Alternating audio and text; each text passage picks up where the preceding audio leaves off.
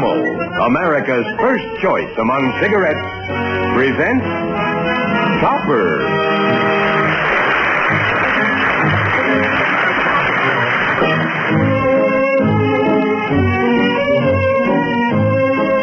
Starring as Marion Kirby, the loveliest ghost in town, and Jeffrey. As George Kirby, the liveliest ghost in town, Robert Sterling. And Leo G. Carroll as Topper. Oh, yes, and the deadliest ghost, Neil. And there are only 3 people in the world who can see or hear them. You and I and Cosmo Topper.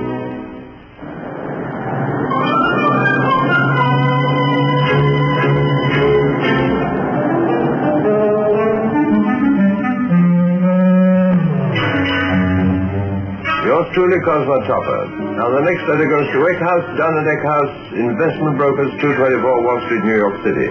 Dear sir, what do you think you're doing? I want to be your secretary. Oh, Topper, I'd make a perfect secretary because nobody can see me or hear me but you. Oh, please get off my lap. But I can handle all your correspondence. Remember, I'm a ghostwriter. I've had enough of your shenanigans. Oh, Topper, darling. Aren't you attracted to me? Oh, I find you very attractive. But I wish you'd control your attractions until after office hours. Oh, but we can combine business and pleasure. Now just listen to this outline I've made for a letter. It starts, Dear Sir, and ends, Love and Kisses Topper. Love and Kisses Topper? Well, it's friendlier than yours, truly. Now run along, please. Besides, as the letter goes along, you can get to know each other better. Look here, I'm very busy. You'll have to go. I just wanted to see how you run the bank. I don't run the bank.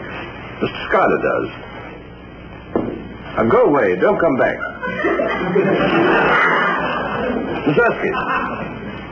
Miss Erskine, why are you so long in coming?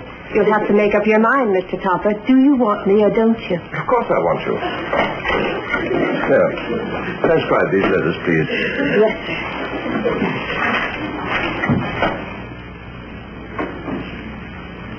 Yours truly, Cosmo Topper. Now, the next letter goes to Wake House, Down and Deck House, Investment Brokers, 224 Wall Street, New York City. Yes, sir. What do you think you're doing? Please get off my lap. I've had enough of your shenanigans. I find you very attractive. I wish you'd control your attractions until after business hours. Love and kisses. It didn't take long for the old redhead to learn the score about Camel's mildness and flavor. Friends, you try Camels for 30 days. Make your own 30-day Camel mildness test. And learn why. For mildness, for flavor, Camels agree with more people than any other cigarette. It's Mrs. Beatty to see you, sir. Beatty? I don't know any Mrs. Beatty. She says she knows you. Oh, all right, bring her in. Mrs. Beatty. Topper, darling. Alice. Well, I thought your married name was Johnson. Oh, Mr. Johnson and I are divorced. If you're wondering about Beatty, we're divorced too. Oh, your Aunt Emma hasn't kept me up to date. She's probably been too busy counting the Baskerville millions. I have to talk fast, darling. Aunt Emma's outside with Mr. Schuyler. I sneaked in to ask you a favor. What can I do for you? Well, you can help me get married. Well, you're getting along very well without me. Has he a name? Uh-huh. Larry Hartford. Not the great lover of the silver screen? Yes, and he's not a bit overrated. Does Aunt Emma agree with you? That's where you come in. You have only to meet him and make up your own mind about him. Then I want you to convince Aunt Emma how wonderful he is. Oh, is that all? She's probably in here. Oh, I'll bring him over for dinner Saturday night. Don't tell Aunt Emma. In fact, don't tell anyone. Why did you sneak away from me? I didn't sneak, Aunt Emma. Just came in to see my favorite godfather. Well, Topper, Aren't you going to ask Mrs. Baskerville to have a seat? Why, yes, of course. Mr. Schuyler, if I want a seat, I'm perfectly capable of taking it myself. Stop following me. How are you, Mrs. Baskerville? If you'll excuse me, darling, I have to run along. I have an appointment at the hairdresser's. Take Schuyler with you. Get him a new head. Oh, Mrs. Baskerville, Oh, go float alone. Goodbye, darling.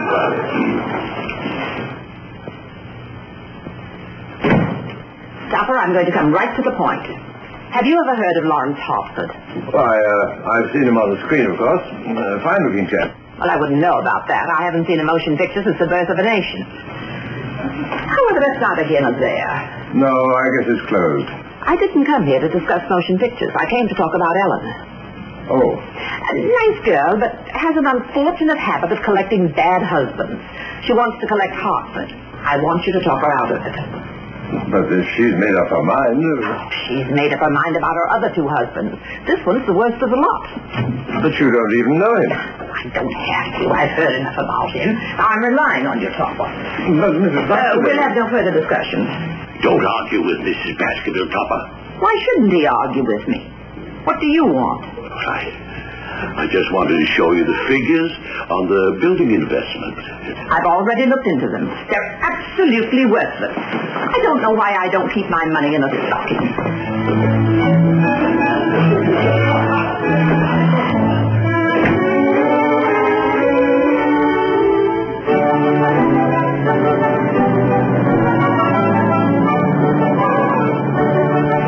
George, I'm going shopping. I haven't a thing to wear for Larry Hartford. Hey, it's too late to go shopping. All the stores are closed. That's the best time.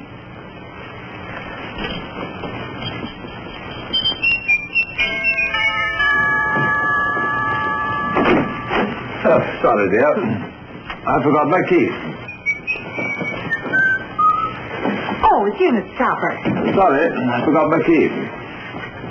Hello, Topper. Why did you ring? I forgot my keys. Yes, dear, you told us 3 times. I wasn't sure you heard the second time. Oh, Cosmo, I'm so glad you're home. I've had the most hectic day ever since lunch. Oh, well, it's nearly dinner time now, dear, so you can relax. I spent hours planning the menu. Neil and I picked out the wines. There's no need to go to any length, dear. A simple chocolate soup, me. Not tonight's menu, 7 days. Oh, but you don't have to arrange anything elaborate. It's not elaborate, just a few cold lobsters and 6 pounds of beluga caviar, 8 platters of terrapin, and 9 hams. 10 hands. She forgot Hartford.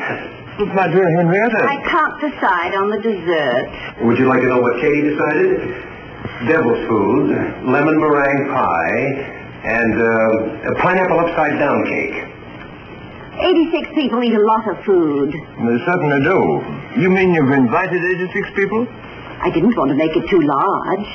But I told you not to tell anybody. I haven't yet, except Katie, of course. Well, that leaves 85. Here's the guest list, Cosmo. Can you think of anybody I've left out? No, but I can think of 86 you're going to. What do you mean? Well, Ellen doesn't want anybody. Any other people. I'm afraid you'll have to give up any plans for a party. Oh, dear. I'll have to call the caterers not to come. You shouldn't have asked them in the first place. Well, that leaves 6 of us. George, I'm not so sure that you and Marion ought to be here on Saturday night.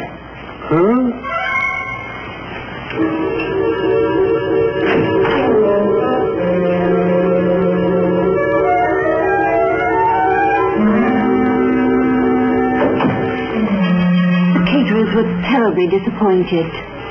Henrietta, how would you like to take Ellen and Hartford to the Club 22 on Saturday night?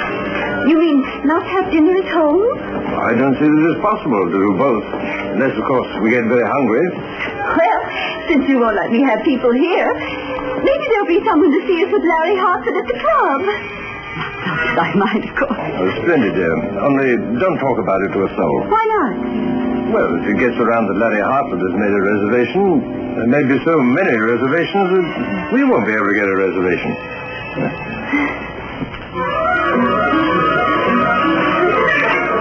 George, where are you? Usual place.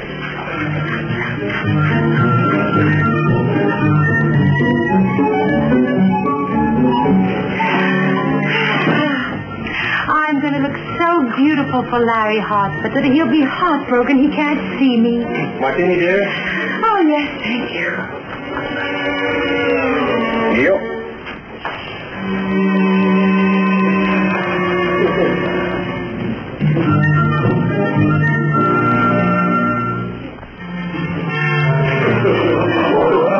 Hey, you must have made him too strong. They're 4-1, Neil. The wagon. Bad dog. Good martinis. Bring him up. Oh, you forgot the most important thing. Sorry, old boy.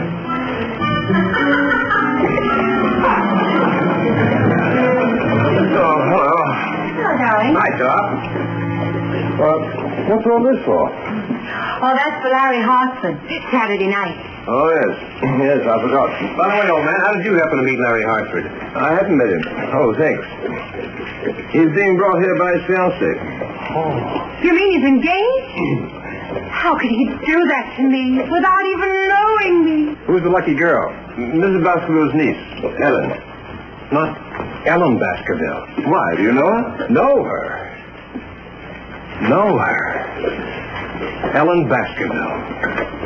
Poor, tragic Ellen Baskerville. You sure you had the right woman? What is all this? And Mrs. Baskerville. Poor, frustrated Mrs. Baskerville. How she loved me. Mrs. Baskerville? She wanted me to marry Ellen. To keep from breaking her heart. But it was not to be. Okay, Hamlet, come clean. Where did you meet this poor, tragic heiress? I'd rather not talk about it. I wonder if she knows I'm dead. If you ask me, she never knew you were alive. Please, Marion, don't be bitter. Ellen was a part of my life before I knew you. A memory tender and unsullied. Too bad I can't play the violin. She only married to forget me. In that case, she's forgotten you twice. About to do it again? I'd like to forget you. For Larry Hartford. Probably reminds her of me. It may interest you to know she's deeply in love with this fellow Hartford. Nonsense. Everybody knows about Hartford. He's a lazy, dissolute drunk. He probably reminds her of you. Well, Mrs. Baskerville agrees with you.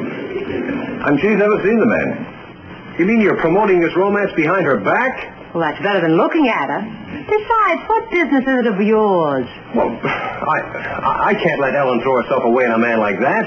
After all, she's still on the rebound from me. Poor child. What a life she's had. Constantly reminded of the little things she loved about me. My manliness, my tenderness, my wit. Some way to stop him? You're the magician. Always her image before me. Always my image before her. My body in another man's face. My face in another man's body.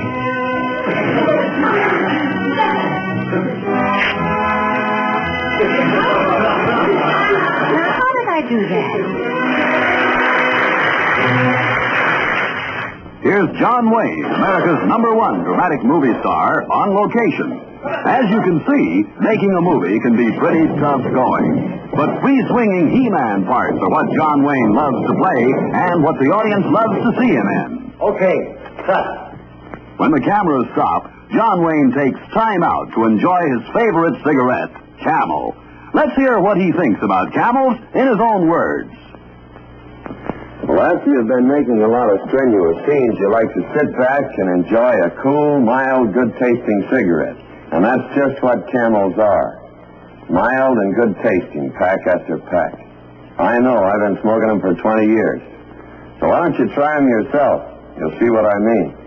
Yes, try them yourself, and you'll discover the secret of Camel's extra enjoyment. Smoke-only Camels for 30 days.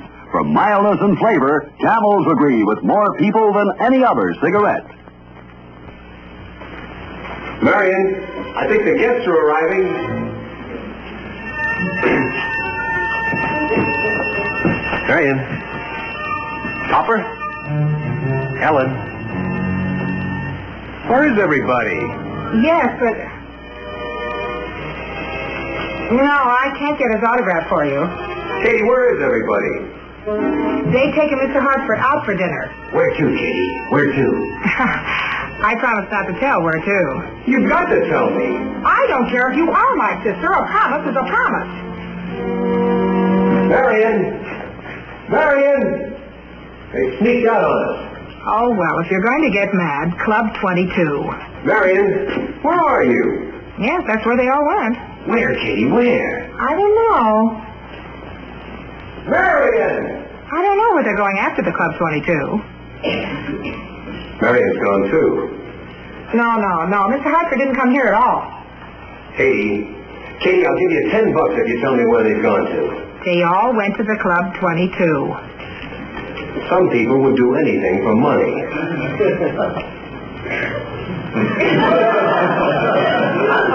You just dropped $10.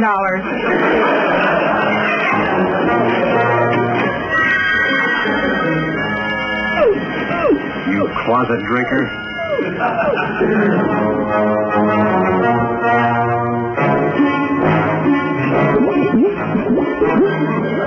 It's a sad come down for you, Neil. From champagne to beer. And listen, from now on, open your own beer. Hey, Neil. I wonder how Mrs. Baskerville would like to go to Club 22.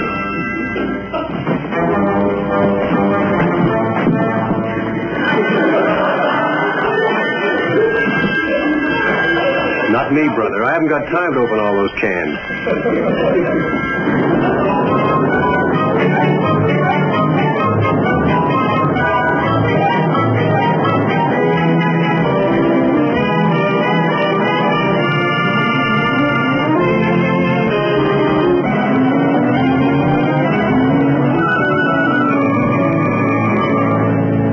And having failed at everything else, I became an actor, and here I am.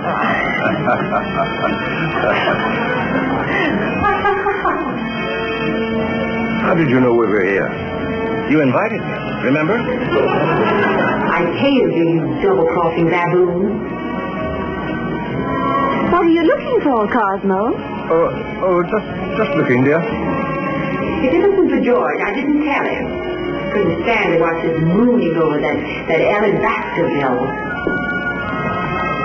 Woman at table 12. Just sign it to Flossie. Welcome, kiss. Waiter, you shouldn't keep worrying Mr. Hartford. The head waiter might hear you.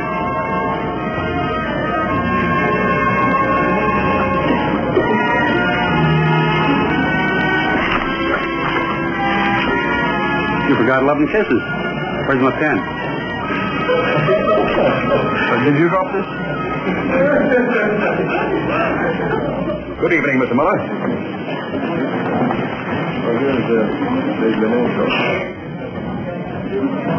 Did you just get another autograph? Oh, no, sir. Then what's this on your shirt?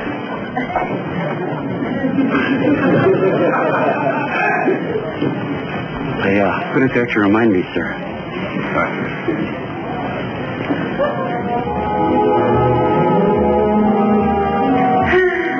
So peaceful without George. Well. George! Take it away. Throw it out. It's tainted. Tainted to me. Well, I think I know tainted meat when I see it. Why, I was practically raised on tainted meat. You conniving weasel. You wish you ordered something else, sir? It brings the same thing. Untainted. Poor tragic Ellen. This is George. You're George. Ooh.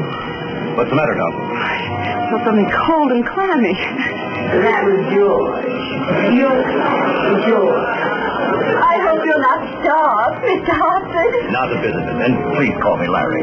You even call him Hinkle. That's his real name, Hinkle. That sounds like a bell. Say something to me, darling, to prove that you still remember. I hear you're living in the Kirby house. Yes. Always my name on her lips. Did you know the Kirbys? Well, only George. You've just stirred the ashes of a cruel memory. You just poured salt on an open wound. Don't cry, darling. Remember, I told you about George Kirby, darling. Oh, yes. Poor tragic Ellen. It's hysteria. From Sweden. You ordered the filet mignon, didn't you, sir? We all ordered it. Would you mind putting your name opposite it? The chef doesn't understand French.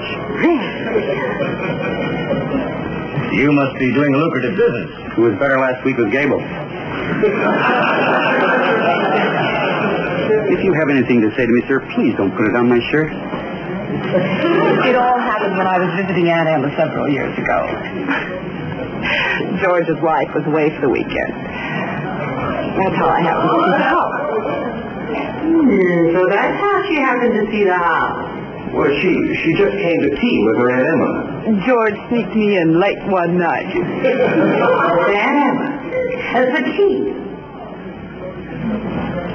It must be rather fascinating, making movies. What happened then, George? Nothing, honey. We talked. Just talked. We were talking. There, see? All of a sudden, George switched off the light. You said it was a practice blackout. Of course, the war had been over for 3 years. Can't take too many precautions. Fortunately, George blacked out, too. Can't take too many precautions.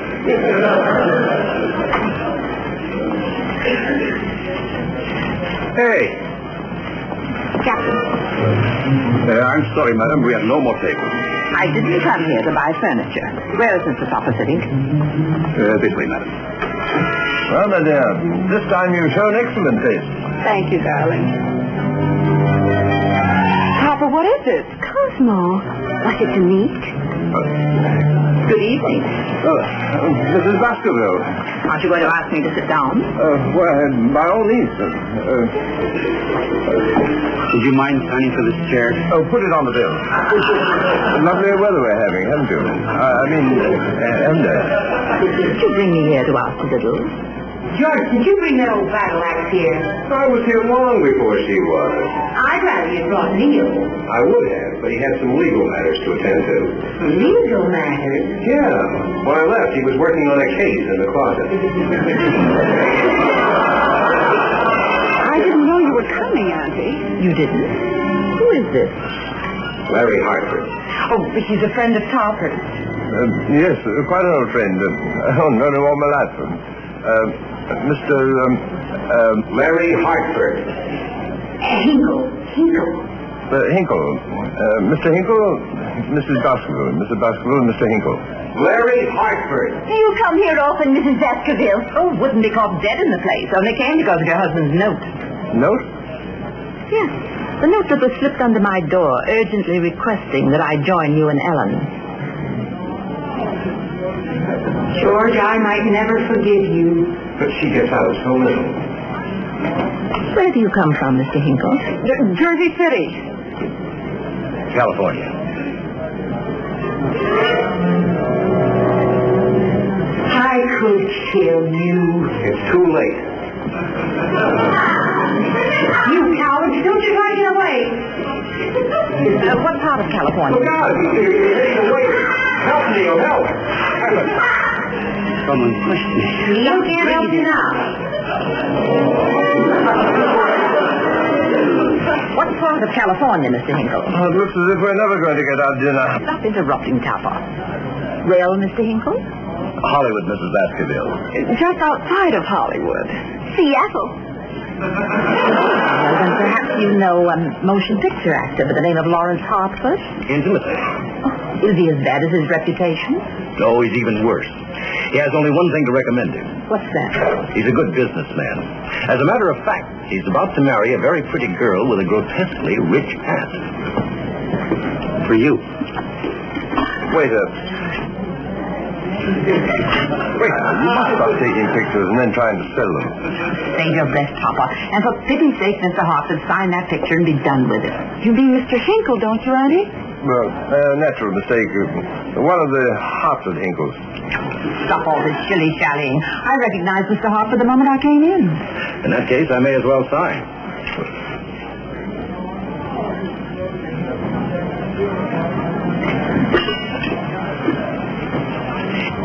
It's not Topper's fault, Aunt Emma. Mr. Topper, It occurs to me that if you're so deceitful about these personal matters, you may be equally so about financial matters. I refer to your handling of my affairs at the bank. Now, just a moment, Mrs. Baskerville. I beg your pardon? You should. You're a selfish, domineering woman, and a bully to boot. I've never been so insulted in my life. I can't imagine why not. Papa, are you going to sit here and let him talk to me this way? Oh, why not? If I'm going to be fired, I might as well enjoy it. Mrs. Baskerville, Cosmo was only trying to do Ellen a favor. Yes, behind my back. It wasn't behind your back. You sent her a note. It wasn't behind your back. I sent you a note. Well, why did you send me a note? You wanted to show her that Hartford wasn't such a heel after all. I just wanted to show you that Hartford wasn't such a heel after all. Sorry, old man. Don't mention it. This is the truth. Have you seen George? No. What? No more bullying. I want to enjoy my dinner. Cosmo, apologize to Mrs. Baskerville. If he does, I'll have him fired. And as for you, young man, at least I'm glad to see that you're not scared of me. Oh, but I am. Scared to death. Now, after George is gone, Bring your young man around to tomorrow. I want to see if he's as romantic in the house as he is on the screen. I thought you never went to the movies. I didn't until last night. You know, you're not a bad actor. Thank you. You're not a bad actor.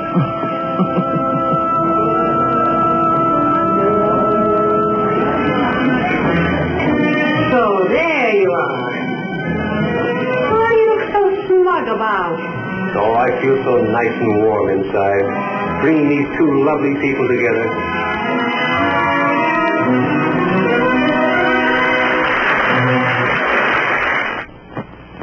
Our friend Topper seems to be getting an education, darling. Well, one thing he already knows, honey, and that's how wonderful camels are. Of course camels are wonderful. They're mild, the way I like mildness. They have flavor, the way I like flavor. And more pure pleasure, too. Do you know why camels give more pleasure?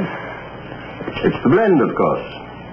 Camel's exclusive blend of costly tobaccos that brings so much enjoyment to so many smokers. That's right. For mildness, for flavor, for more pure pleasure, try Camels. By far America's first choice in cigarettes. Each week, the makers of Camel send thousands of gift packs of Camel cigarettes to members of our armed forces and hospitalized veterans. This week, free Camels go to Veterans Hospitals, North Little Rock, Arkansas, and Omaha, Nebraska. U.S. Army Hospital, Fort Dix, New Jersey. U.S. Naval Hospital, Memphis, Tennessee. The Military Air Transport Service, which evacuates virtually all of our overseas sick and wounded personnel. Topper, brought to you every week by the makers of Camel cigarettes, is directed by Lou Landers. A John W. Lufton, Bernard L. Schubert production. Produced by John W. Lufton. Starring Ann Jeffries, Robert Sterling, and Leo G. Carroll. Featuring Lee Patrick as Mrs. Topper.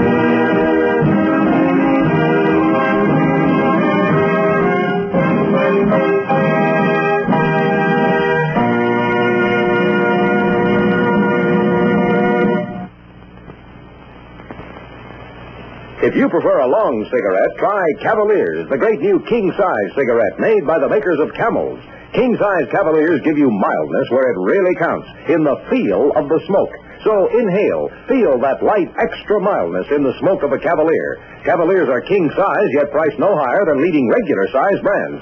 So try Cavaliers. Feel that mildness. Taste that flavor. That's a Cavalier.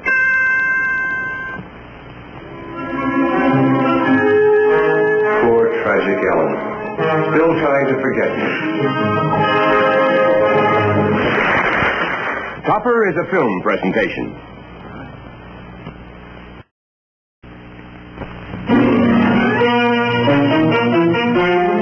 Camel, America's first choice among cigarettes, presents Topper.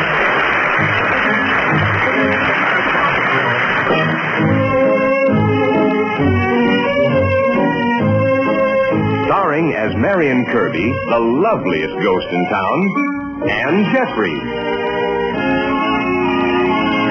As George Kirby, the liveliest ghost in town, Robert Sterling, and Leo G. Carroll as Topper. Oh, yes, and the deadliest ghost, Neil. And there are only 3 people in the world who can see or hear them. You and I and Cosmo Topper.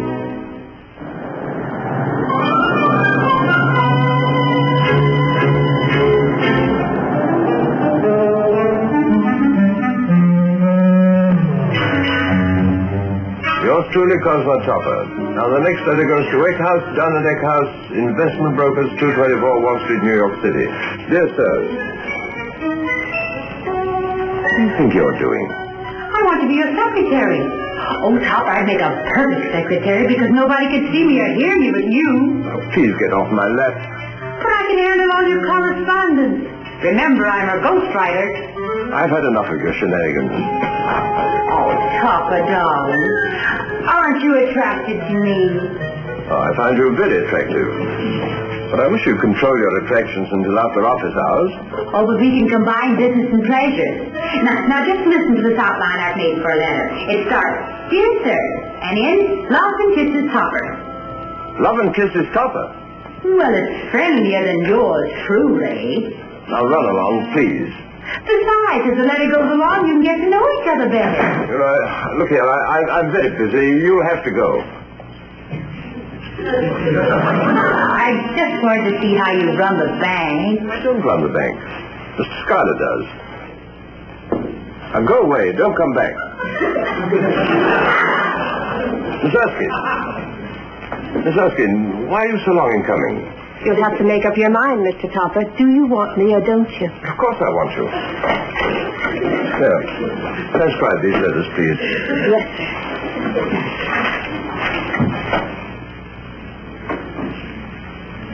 Yours truly, Cosmo Topper. Now, the next letter goes to Wake House, Down and Deck House, Investment Brokers, 224 Wall Street, New York City. Yes, sir. What do you think you're doing? Please get off my lap. I've had enough of your shenanigans. I find you very attractive. I wish you'd control